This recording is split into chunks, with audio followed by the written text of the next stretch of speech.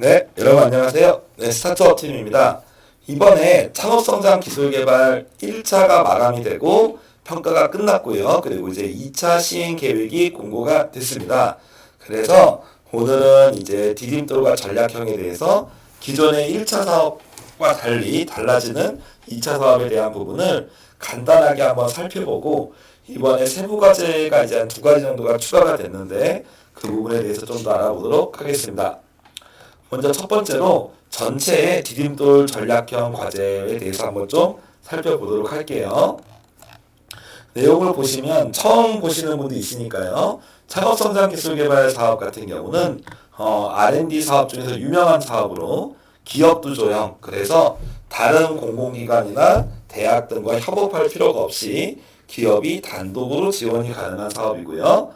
창업 7년 이하, 매출액 20억 미만 중에서 각 세부 내역별로 조건을 충족하면 지원이 가능하다라고 볼 수가 있습니다. 그래서 6월 말까지 이제 6월 24일까지 지원이기 때문에 좀 빠르게 준비를 하실 분들은 해야 되겠습니다. 그리고 20억 이상 700억 미만은 혁신기술개발 사업으로 지원할 수 있도록 분리가 되어 있습니다.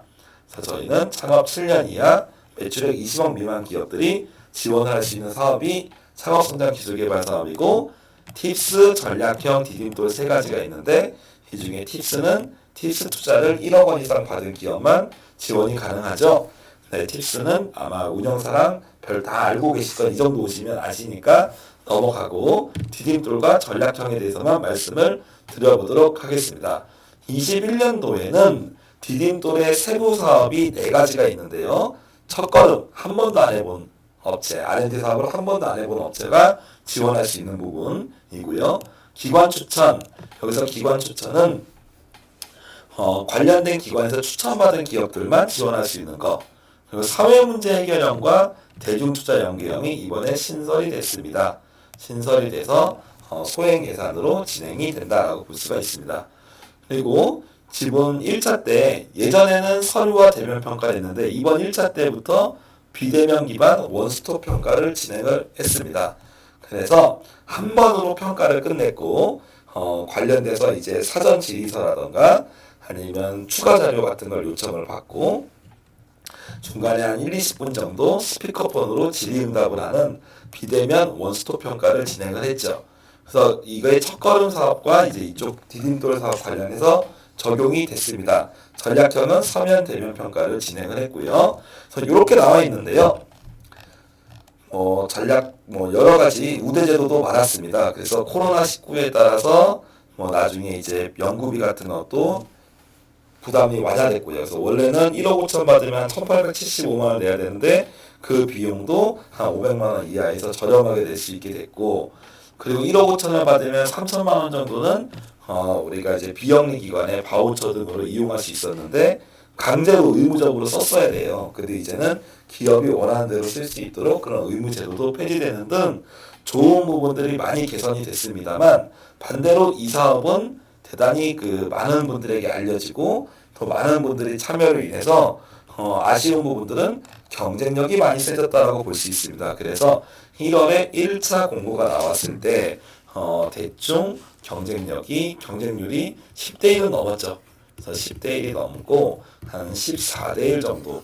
정확히 경쟁률은 보통 이제 정확하게 경쟁률을 만약에 말씀드린다면 정부에서 정확히 공고는 안 했지만 보통 수도권, 비수도권 이렇게 나눠서 평가를 하고, 그리고 요 안에서도 여러분이 속한 아이템에 대한 분과가 있습니다. 그래서 기계분과라던가 정보통신분과라던가 여러 가지 분과들이 있는데 여기에 따라서 이게 경쟁률이 조금씩 상이하지만 기본적으로는 10대 1이 좀 넘었다라고 볼 수 있습니다.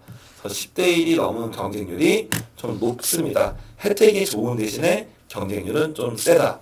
그러다 보니까 기업 입장에서 고려할 부분들은 2차는 어떻게 되냐면 1차 때 떨어진 업체들도 2차 때 지원할 수 있습니다. 그렇기 때문에 1차 때 탈락해서 떨어진 업체들이 2차에 만약에 지원도 하고, 또 이번에 처음으로 지원하는 분들이 있다면 여기에 당연히 경쟁률이 더 추가가 되겠죠. 그래서 2차는 경쟁률이 훨씬 더 높을 것으로 예상이 된다라는 말씀을 드릴 수가 있겠습니다. 그래서 경쟁률이 생각보다 높다. 기업에게 유리하지만 그러다 보니까 선점 완성이 떨어질 수 있고 어떻게 보면은 내가 많은 기업이 시간 투자를 했는데 그만큼 나중에 선정이 돼야 될 텐데 선정될 가능성은 그만큼 더 낮아진다는 뜻이니 어렵다는 부분을 말씀을 좀 드릴 수가 있어요.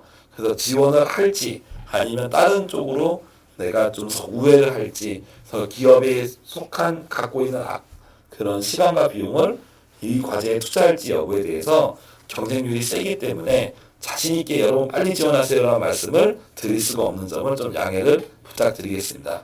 그래서 첫 걸음은 똑같이 180개, 1차 때도 180개, 2차 때도 180개인데 1차 때 떨어진 업체가 다시 지원할 수 있죠. 그럼 경쟁이 세질 수 있다고 볼 수 있고요. 사회문제 해결형이나 대중투자 연계형이 신설되긴 했지만 10개, 20개, 10개로 과제 수가 매우 적습니다.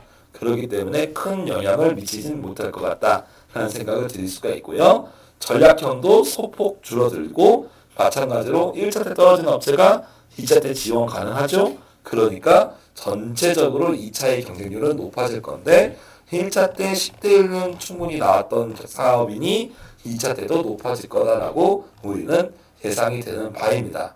그래서 아마 6월 한 24일 이 정도까지 약간 세부 사업별로 차이는 있겠습니다만 그 정도로 경쟁이 그 접수가 마감될 걸로 예상이 되니 내가 경쟁이 좀 세지만 그래도 우리 회사의 미래를 위해서 지원을 해야 된다라는 분들은 지금부터 잘 준비를 하셨으면 좋겠다는 말씀을 드릴 수가 있다.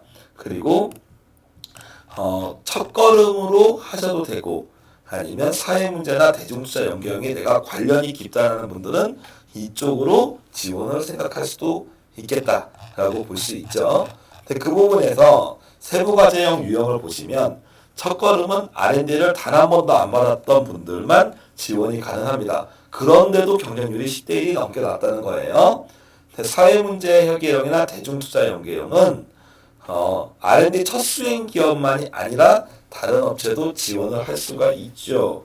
그래서 그런 부분에 대한 거는 상세적인 그 공문이 따로 있어서 이 통합 공고 말고 그 내용을 보셔야 돼요. 그래서 그 부분은 제가 잠시 후에 다시 설명을 한번 좀 드려볼게요. 아무튼 이렇게 특수한 부분이 나와서 앞으로 이 사업을 보고 내년에 내가 이런 사업에 넣을지 그런 부분도 좀 생각을 해보실 수 있는 시간을 한번 좀 가져보셨으면 좋겠습니다.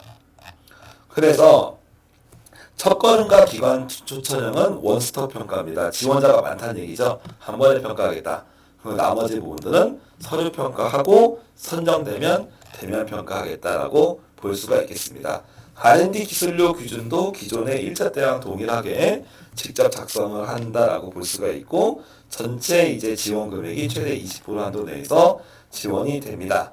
그리고 청년 인력 채용할 경우에 인건비 감면 제도가 여기서 들어갑니다. 이 부분도 뭐 기존에 있었던 부분이라고 볼 수가 있습니다. 여기까지 해서 가볍게 좀 달라지는 이제 2차에 대한 창업성장 기술개발 2차 사업에 대한 부분을 알아봤습니다. 경쟁률이 높을 걸로 예상이 됩니다. 1차 때 떨어진 분들이 다시 들어옵니다. 그러니까 참 여러분 이거 꼭 넣으셔서 많이 붙으세요라고 얘기 드리고 싶은데 그러지 못한 부분을 좀 양해 드립니다.